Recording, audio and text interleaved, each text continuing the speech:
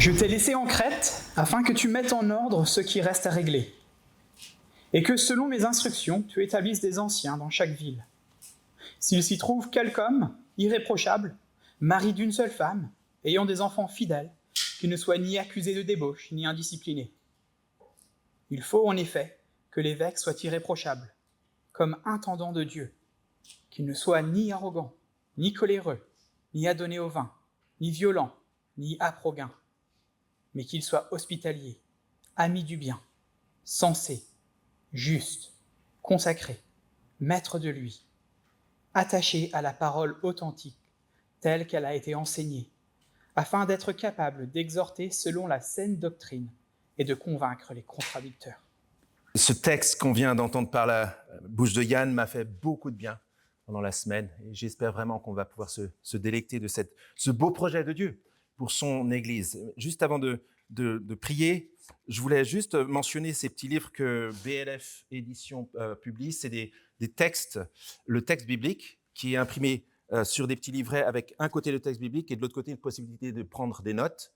Et comme c'est Yvelis qui me l'a donné, qui m'y a fait penser, je le signale juste, c'est super. Et puis comme tu vas prendre des notes, je vais te l'amener. Et voilà, ça vaut le coup. Rappelle-moi combien c'est ? 4,90, ça va. À la Maison de la Bible. Et du coup, on peut tout simplement avoir la possibilité de prendre ses notes. Si on aime mettre les choses en fluo, on peut le faire. Ou on peut mettre des dates auxquelles on a eu l'une ou l'autre promesse de la part du Seigneur. Avant d'aller plus loin, avant de nous lancer, je vous invite à prier. Merci Seigneur pour ce temps que nous avons commencé ensemble, nous avons chanté « Parle-nous ». Nous avons dit que nous nous appuyons sur toi, sur ta parole, et nous avons besoin de toi maintenant. Merci pour ce jour de la Pentecôte, où tu as décidé dans ta grâce, et parce que nos vies ont été purifiées par le sang de Jésus, de faire habiter ton Saint-Esprit en nous. Et c'est quelque chose qui nous dépasse dans les grandes largeurs, mais qui nous touche profondément de savoir que ton Saint-Esprit est en nous, que comme le dit Paul aux Éphésiens, nous sommes scellés et attachés à toi par l'Esprit Saint pour le jour de la rédemption. Et c'est pourquoi, en toute confiance, nous pouvons te demander que par ce Saint-Esprit, par lequel tu as inspiré Paul il y a 2000 ans, tu veuilles bien, Seigneur, nous conduire ensemble et conduire nos esprits pour qu'ils s'alignent sur ton esprit. Et nous te demandons cela dans le nom précieux de Jésus. Amen. On est donc dans notre série. L'idée, vous avez vu qu'il y a le mot authentique dans le texte d'aujourd'hui, c'est la parole authentique, c'est ce qu'on va voir ensemble. Juste pour qu'on puisse camper un peu le décor, on est là dans cette dynamique de début de lettre, mais juste rappeler un petit peu ce qu'on a déjà vu la semaine dernière pour camper le décor aussi pour ceux qui auraient besoin de raccrocher un peu le wagon. Et puis moi, ça me fait à chaque fois du bien. Quel est l'objectif de Dieu en choisissant son peuple ?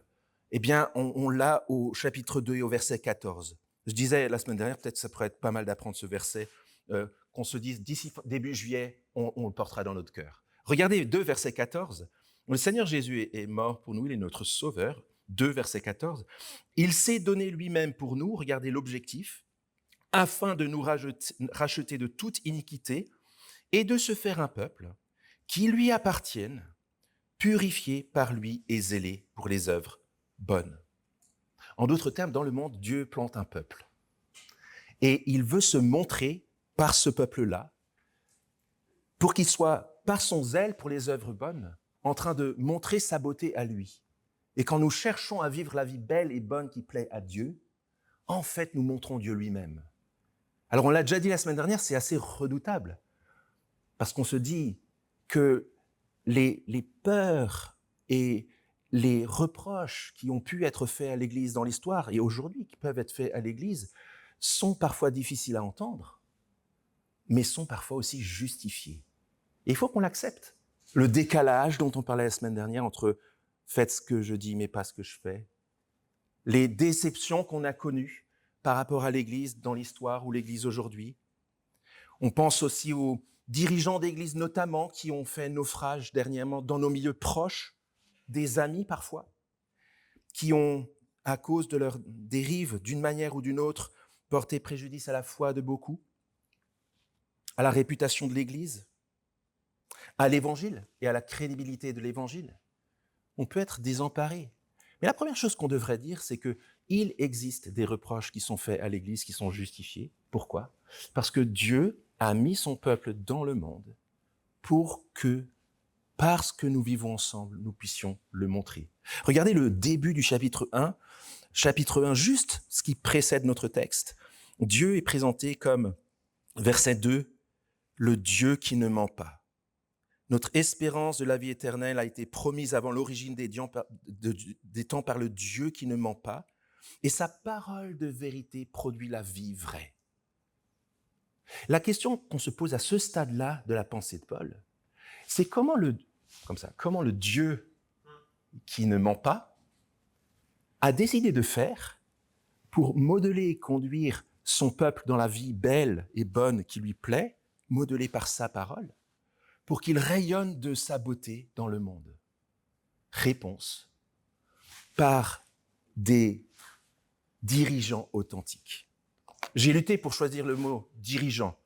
J'ai failli mettre leader, je me suis dit, bon, on va essayer de rester français. Dirigeant, on pense dirigeant d'entreprise. Berger, sous-berger, peut-être. On pourra en discuter à la fin, mais vous voyez l'idée. C'est que Dieu, le Dieu qui ne ment pas, a décidé de conduire son Église, de la modeler et de lui parler par des dirigeants authentiques, de manière à ce que conduit ainsi dans sa parole authentique, son peuple dans le monde, sur tout le territoire du monde, puisse produire cette authenticité-là et faire du bien, c'est ce qu'on voit au chapitre 3 notamment, pour tous les hommes. On est, depuis quelques mois, j'allais dire presque quelques années, en train de cogiter à l'église Saint-Lazare sur augmenter le nombre d'anciens. Alors, il y a Brian qui s'en va, mais Brian, tu devras aussi trouver tes équipes à toi, avec des anciens authentiques. Mais ça veut dire qu'on doit d'autant plus se poser ce genre de questions. C'est d'autant plus d'actualité pour nous. Et ça nous force à nous poser la question, quels sont nos critères pour définir ce qu'est un bon dirigeant? Quels doivent être nos critères? Si on mettait en commun nos idées, on aurait probablement des recoupements de choses qui devraient se ressembler ou être en commun à tous les leaders. Mais le fait est que si on s'arrête là, on doit le souligner, on le voit dans l'histoire, on le voit dans l'actualité, on le voit en géopolitique et on le voit dans l'ancien peuple d'Israël dans la Bible. On a souvent les leaders qui nous ressemblent. L'ancien Israël avait demandé un roi, par exemple, mais un roi selon son cœur. Il avait dit « Donne-nous un roi, ô Dieu, pour que nous soyons comme les autres nations. » Et puis il y a une ironie dans le texte du livre de 1 Samuel où Dieu choisit un roi pour conduire son peuple, mais à la manière des hommes. Il était plus grand que eux tous. Il était plus beau que tous les Israélites. Et oui, un roi vitrine, mais dont le cœur n'était pas bien disposé.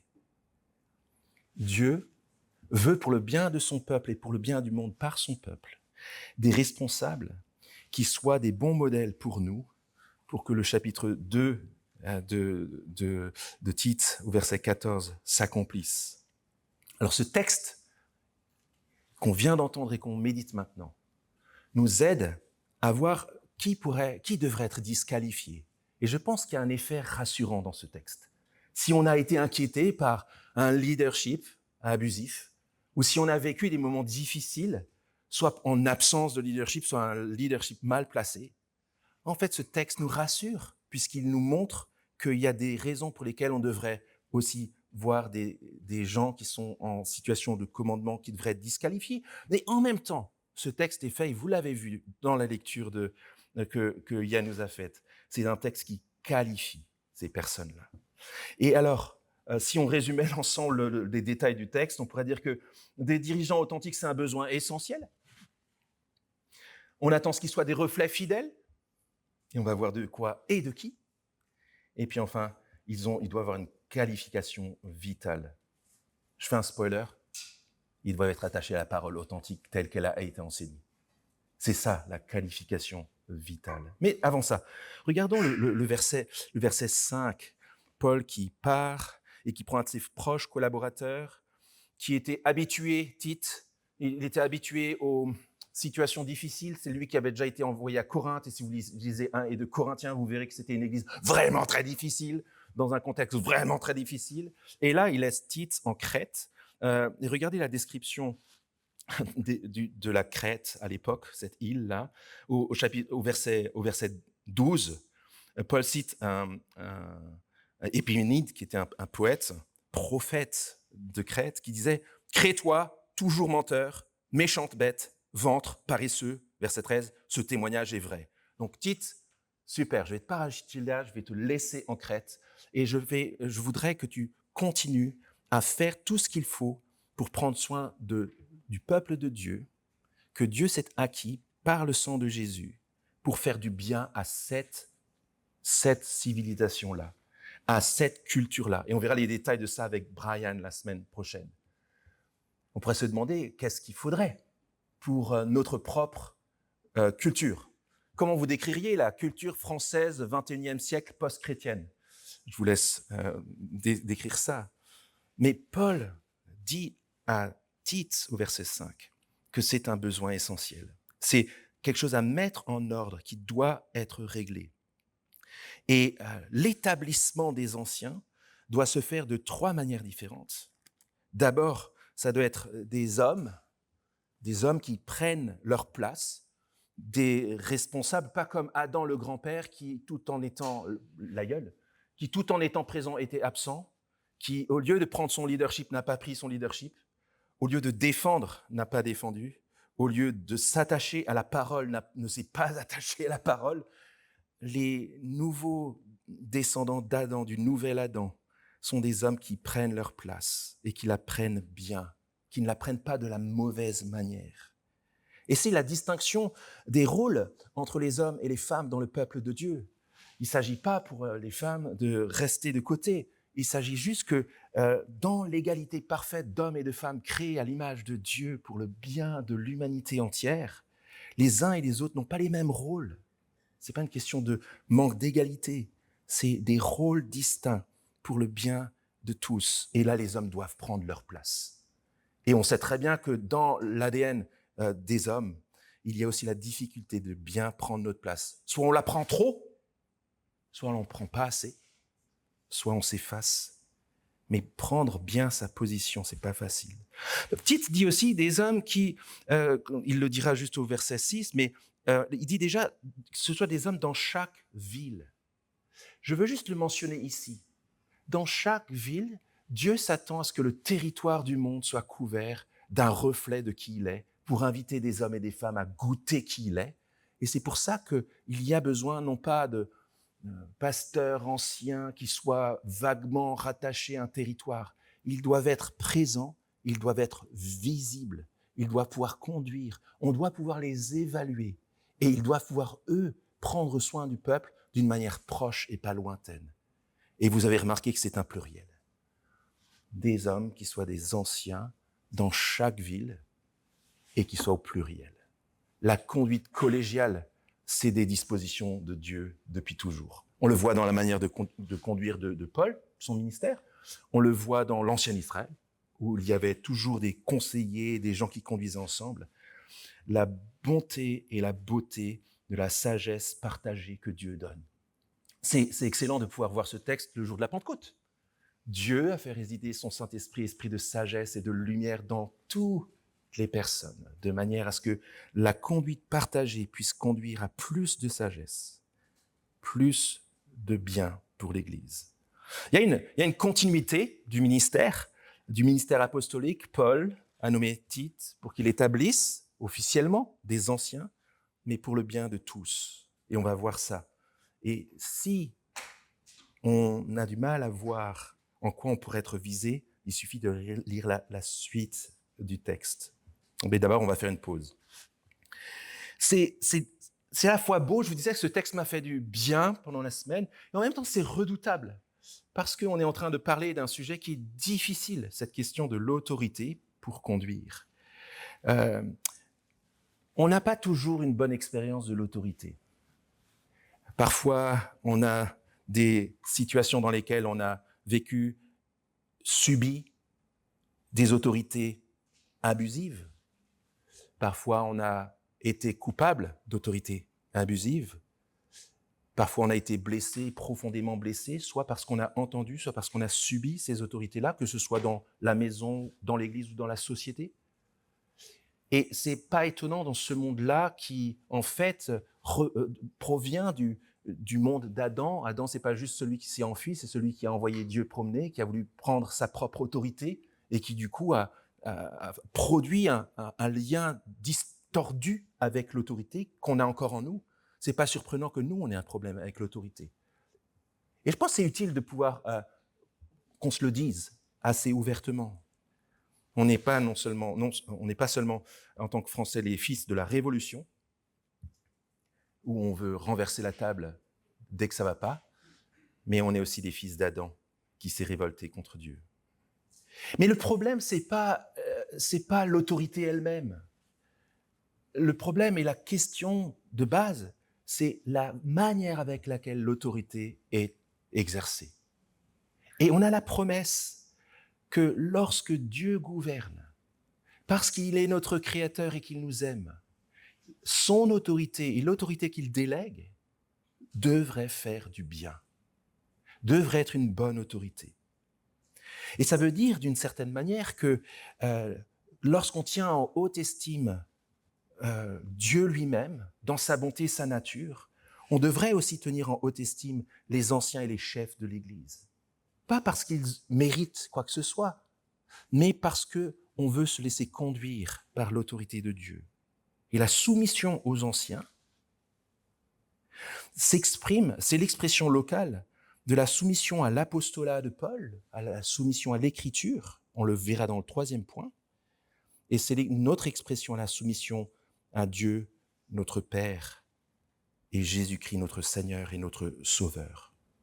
Et ça, c'est redoutable, parce qu'on voit bien qu'il y a une continuité entre l'autorité de Dieu et sa manière d'exercer l'autorité au niveau local pour le bien de son peuple, mais on voit bien à quel point, enfin, je suis le premier à voir à quel point c'est difficile à traiter, ça, parce que je vois, moi, mes limites, je vois, moi, mon péché, je vois, moi, mes manquements, je vois, moi, mes erreurs, et je suis obligé de vous dire ça parce que c'est écrit sous nos yeux.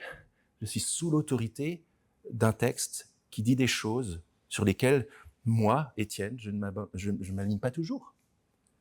Mais le fait de méditer sur cette question nous invite aussi à méditer sur la beauté du projet de Dieu pour ce qui concerne la conduite de son peuple dans le monde. Il est le Dieu qui ne ment pas. Il est le Dieu, regardez juste ce qui précède au verset 4, le Dieu le Père du Christ, et le Christ Jésus, notre Sauveur, c'est lui qui nous conduit.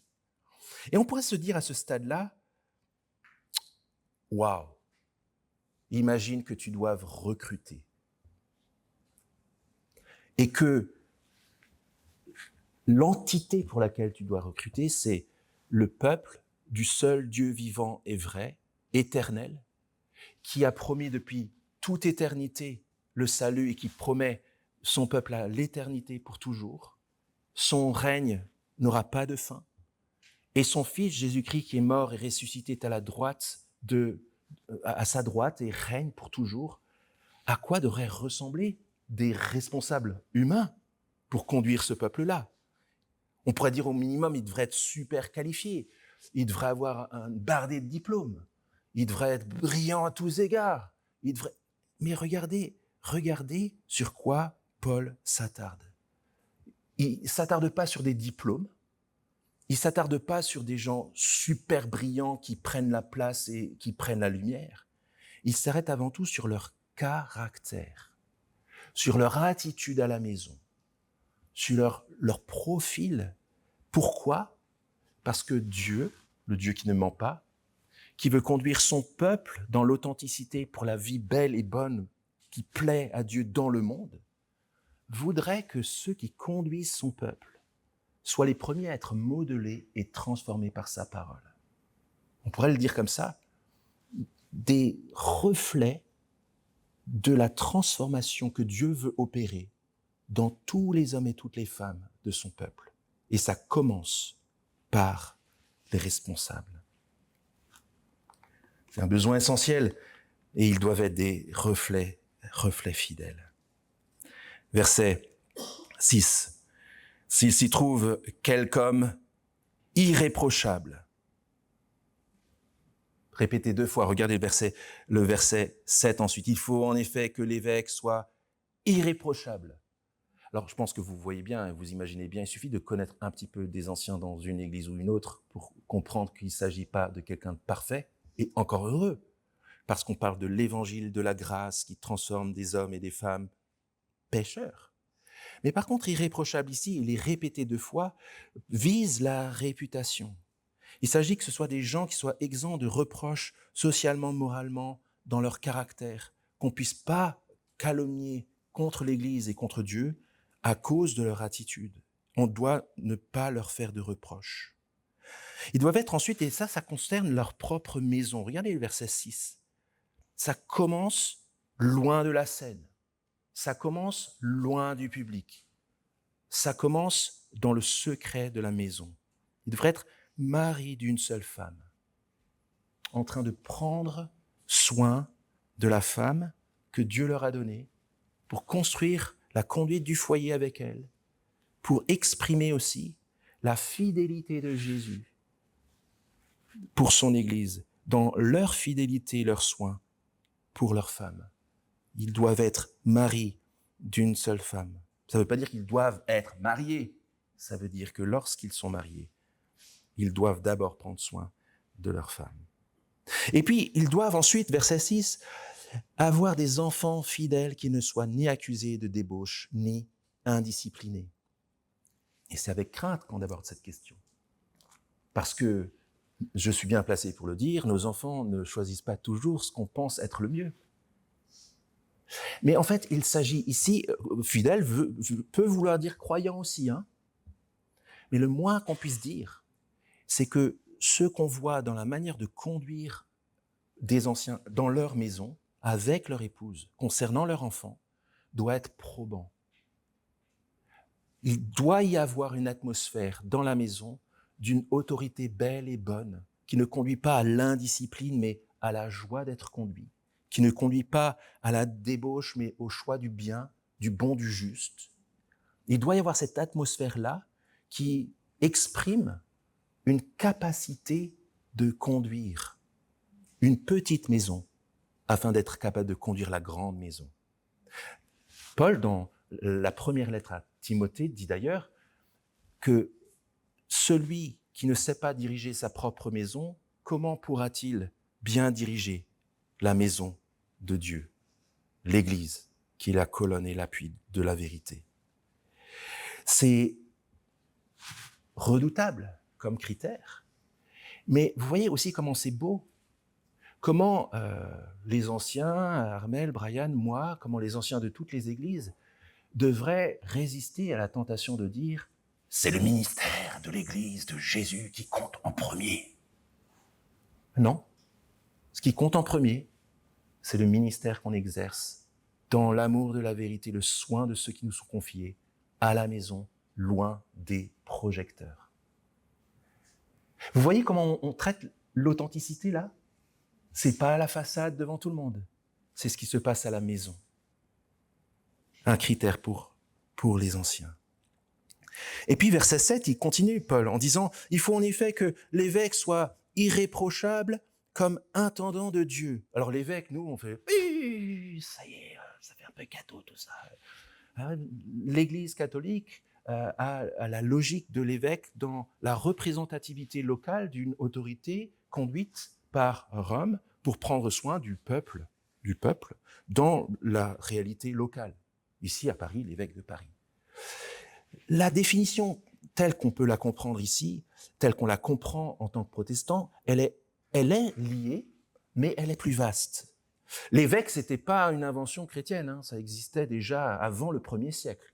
L'évêque, c'était une disposition gréco-romaine pour surveiller, pour garder, pour administrer une région de la part d'une cité-mère qui l'avait envoyée, d'une capitale sur un terrain conquis, par exemple. Et vous voyez que, en fait, on pourrait dire que l'évêque peut être explicité dans sa mission par le terme qui suit, intendant de Dieu.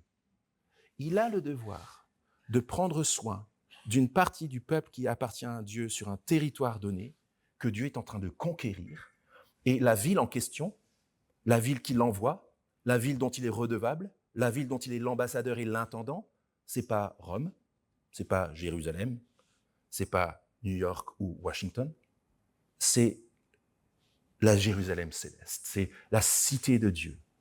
Et Dieu est en train de prendre soin d'un peuple dans le monde, en plaçant des évêques qui sont des surveillants, des gardiens, des administrateurs, anciens bons bergers du peuple, pour que, au nom de Dieu, et mandatés par Dieu, ils prennent soin de Dieu. Ils rendront des comptes aux hommes, j'espère un petit peu, mais ultimement à Dieu, où Dieu leur dira, je t'ai confié une partie de mon peuple chéri. J'ai donné mon fils pour ce peuple chéri. Il est mort pour ce peuple chéri. Et je t'en ai confié la garde. Est-ce que tu en as pris soin? Est-ce que tu l'as conduit? Est-ce que tu es un bon modèle pour lui? Si ça vous fait trembler, ça me fait trembler. Mais je trouve que c'est rassurant aussi. Et c'est beau que Dieu chérit chacun et chacune de son peuple. Et il le manifeste en plaçant des intendants qui sont redevables devant lui. Et qu'il fasse attention à une série de choses et qu'il soit attentif en poursuivant un autre groupe de choses. Regardez la suite du verset 7. Comment est-ce qu'ils vont être des bons intendants de ce qui appartient à Dieu et pas à eux? Ils ne doivent pas être arrogants, ne pas prendre la place de Dieu, ne pas prendre la lumière, ne pas chercher la lumière, ne pas faire les choses de manière à ce que ce soit eux qui soient glorifiés, mais Christ seul. Ils ne doivent pas être arrogants, ils ne doivent pas être coléreux, pas conduire sur le mode colère. Il ne s'agit pas de ne jamais se mettre en colère, il s'agit de ne pas avoir la colère comme mode opératoire. Ne pas être coléreux, ne pas conduire par l'impulsion du moment. Il ne doit pas être abonné à donner au vin. C'est qu'ils devraient ni être des hommes qui veulent le contrôle, ni des hommes qui seraient contrôlés par des substances, qui seraient addicts à quelque chose. Il faut qu'ils soient les deux pieds au sol et qu'ils ne soient pas modelés, contrôlés par le vin. Là, il ne s'agit pas de ne pas aimer le vin, hein. J'espère bien. Jésus aimait le vin aussi, il se réjouit d'en boire bientôt quand il reviendra. Il s'agit de ne pas être contrôlé par des substances. Et on peut élargir facilement sur cette question-là. On peut parler de tous les types d'addictions, des substances ou addictions sexuelles ou addictions à un comportement qui fait qu'on est contrôlé par ce comportement ou par cette substance plutôt qu'être maître de soi. Il ne doit pas être violent. Je disais avant qu'il y a eu des abus, et parmi les abus qu'il y a eu dans le leadership, il y a eu des petits chefs qui ont conduit, il y en a encore. Et c'est un danger constant jusqu'au retour du Seigneur, qui conduisent d'une main de fer et qui, au lieu de prendre soin du peuple, maltraitent, l'écrasent, le tyrannisent. C'est le Seigneur qui disait ça. Vous savez que ceux que l'on regarde comme des chefs des nations les tyrannisent, et que les grands abusent de leur pouvoir sur elles. Et Jésus qui dit qu'il n'en soit pas de même parmi vous. Quiconque veut être grand parmi vous, et il parlait aux apôtres à ce moment-là, sera votre serviteur. Quiconque veut être le premier parmi vous sera l'esclave de tous. Car le Fils de l'homme, c'est la raison profonde. Le Fils de l'homme, c'est Jésus, le roi des rois, est venu non pour être servi, mais pour servir et donner sa vie en rançon pour beaucoup.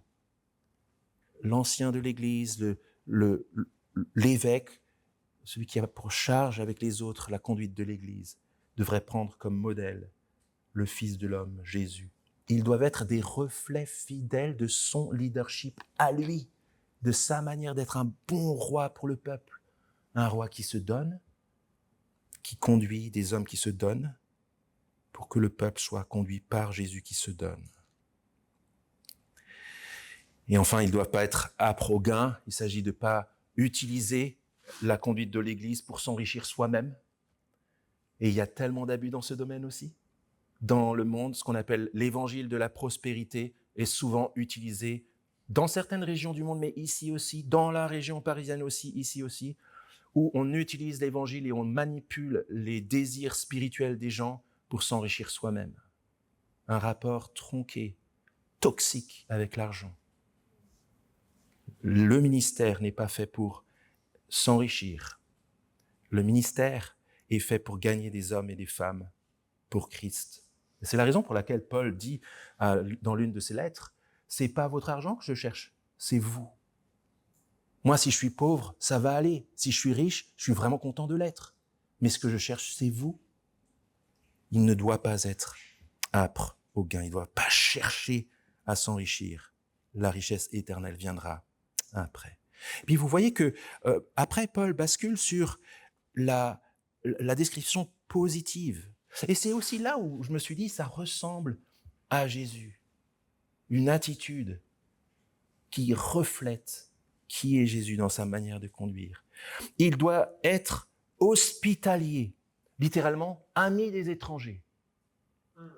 C'est pas juste accueillir l'étranger, et je pense bien que on a cet ADN en nous, en tant qu'Église, parce que nous sommes nous-mêmes des étrangers dans le monde, et on apprend à accueillir les étrangers, mais on comprend bien que c'est aussi l'accueil de l'autre comme un étranger, où très facilement, même nos plus proches peuvent devenir des étrangers. Il s'agit d'être des amoureux des étrangers. Parce que Christ, celui sur lequel nous calquons comme celui que nous reflétons, est celui qui nous a fait bon accueil. Paul dit, dans un autre texte, « Accueillez-vous les uns les autres comme Dieu vous a accueillis en Christ. » Il faut qu'il soit hospitalier. Il faut qu'il soit ami du bien. C'est la même racine. C'est-à-dire que, littéralement, amoureux du bien. C'est-à-dire que ce qu'il recherche avant tout, c'est le bien dans sa vie, le bien dans son foyer, le bien dans son couple, le bien dans la relation, le bien pour l'Église, le bien dans le monde, le bien dans son quotidien, le bien avec ses voisins. À chaque fois qu'on le côtoie, il y a un ami qui est toujours à côté de lui, c'est le bien.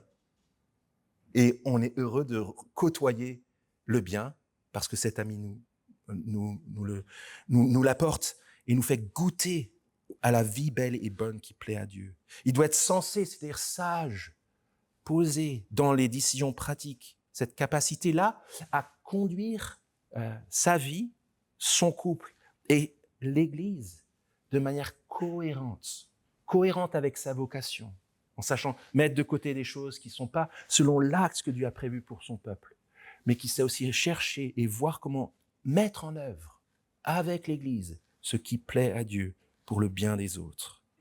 Il doit être juste, il doit être capable de trancher, notamment dans des relations, pour valoriser ceux qui cherchent le bien et pour disqualifier et réprimander ceux qui cherchent le mal.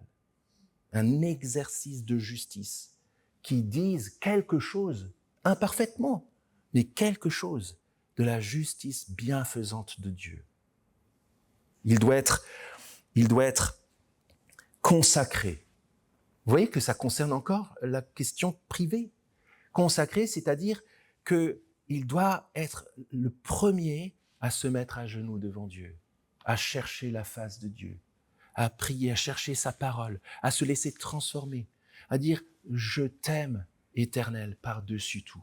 Je veux apprendre à t'aimer plus que moi-même, à t'aimer plus que n'importe quelle idole, à t'aimer plus que ton peuple, parce qu'en t'aimant par-dessus tout, je vais aimer mon prochain comme moi-même. » L'amour de Dieu et la consécration exclusive pour Dieu dans le lieu secret, dans la prière et l'écoute de la parole, dans la méditation de qui il est, va produire un amour par ricochet, par reflet, pour le bien de son peuple. Des reflets fidèles de Jésus, qui dit au moment le plus ultime de son temps sur terre, non pas ma volonté, mais ta volonté. Ils doivent être consacrés pour que ce ne soit pas eux qu'on suive, mais par eux, le Seigneur de gloire.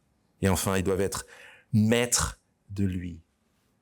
Qu'est-ce que c'est difficile, cela? Mais on voit bien qu'on s'englobe beaucoup de choses et beaucoup d'éléments qui sont déjà présentes. Être maître de soi, c'est en fait le fruit que Dieu donne lorsqu'on le laisse nous maîtriser. C'est un paradoxe, ça. Mais quand on est le peuple de Dieu, qu'on lui appartient et qu'on se laisse conduire par lui et par son Saint-Esprit, le paradoxe, c'est pas qu'on est moins au contrôle, c'est qu'on est plus maître de soi. C'est un fruit de l'esprit, dit Paul ailleurs. La maîtrise de soi, prendre des décisions, bien régler nos affections, bien régler nos relations et nos réactions sont des résultats du fruit de l'esprit dans la vie des hommes. Comme Jésus, toujours bien calibré dans son ministère, dans sa conduite de bon roi, toujours en colère quand il le faut, et puis doux quand il le faut, à l'image de Jésus. Regardez la description de Jésus par Ésaïe, 850 ans avant que Jésus vienne, où par l'Esprit, il annonce la beauté du roi. Et regardez l'affinité avec ce qu'on vient de voir. L'Esprit de l'Éternel reposera sur Jésus, esprit de sagesse, d'intelligence, esprit de conseil, de vaillance, esprit de connaissance, de crainte de l'Éternel. Il respirera dans la crainte de l'Éternel, il ne jugera pas sur l'apparence, il n'arbitrera pas sur un oui-dire, mais il jugera les pauvres avec justice. Avec droiture, il sera l'arbitre des malheureux de la terre. Il frappera la terre du sceptre de sa parole et du souffle de ses lèvres. Il fera mourir le méchant. La justice sera la ceinture de ses reins. La fidélité, la ceinture de ses hanches. Lui, il le fait parfaitement. Mais le Maître, le Seigneur et Maître, place dans son Église des hommes qui le reflètent et des hommes qui conduisent son peuple. Pourquoi des reflets? Mais tout simplement parce que chacun puisse voir à quoi ressemble la transformation d'hommes et de femmes que Dieu a sauvés. Que dans l'Église déjà, on puisse être conduit par des hommes qui sont en cours de transformation, où on puisse voir que dans les hauts et les bas, au milieu de leurs péchés dont ils se repentent, au milieu de leurs limites, et malgré qui sont des hommes imparfaits, en fait, Dieu est en train de montrer à toute l'Église à quoi ça peut ressembler, pour que toute l'Église se dise, si c'est bon pour lui, c'est bon pour moi. Il est vraiment pas parfait. Mais pour moi, je sais que c'est possible aussi. Ben ça me conduit aussi à une deuxième petite pause. On voit bien que les anciens, Dieu les a voulus dans l'Église pour prendre soin de son peuple, de manière à ce que son peuple soit zélé pour les œuvres bonnes, de manière à ce que tout le peuple cherche ces mêmes choses. Illustration, tu pourrais dire « Ah, mais moi, je suis pas un ancien et je veux jamais l'être. Donc, je peux être reprochable, je peux aussi être arrogant, c'est cool. Je peux être coléreux aussi, et aussi à donner au vin. Tranquille pour moi. C'est facile pour moi, parce que je ne veux pas chercher ça. Et de toute façon, je n'ai jamais voulu être ancien, et je ne le serai jamais. » Donc, vous voyez que excusez-moi, c'est un peu ridicule, mais vous voyez l'idée. Vous voyez comment on ne peut pas dire ça. Vous voyez même comment tout ce qui est dit des anciens devrait pouvoir être dit de 100% des personnes dans le peuple. Ensemble, conduits par des anciens qui sont en train d'être transformés par l'évangile de Jésus, nous devrions être en train d'être hospitaliers, amis du bien, sensés, justes, consacrés, maîtres de nous. Je trouve que c'est magnifique. C'est ce que Dieu produit par son évangile. C'est ce que Dieu fait pour son évangile.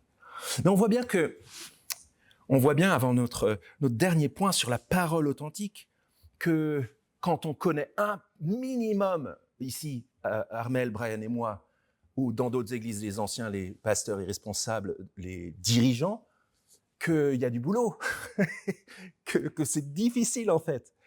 Je nous exhorte à prier constamment les uns pour les autres. Les anciens, nous avons besoin de vos prières.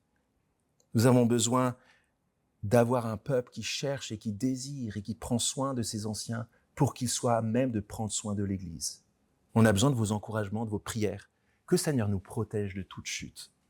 Que le Seigneur nous garde dans nos limites, nous aide à ne pas nous désespérer lorsqu'on voit qu'on passe à côté de ce qu'on aurait dû chercher.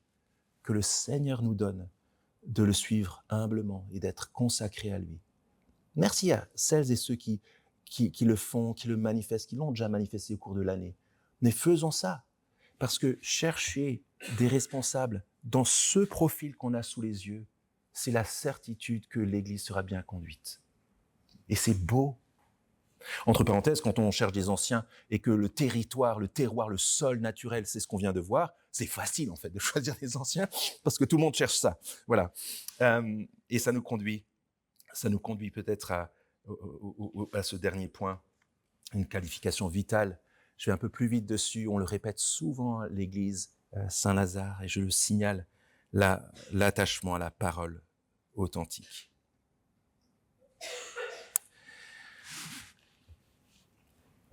Le caractère qui reflète le caractère de Christ, c'est tout un programme.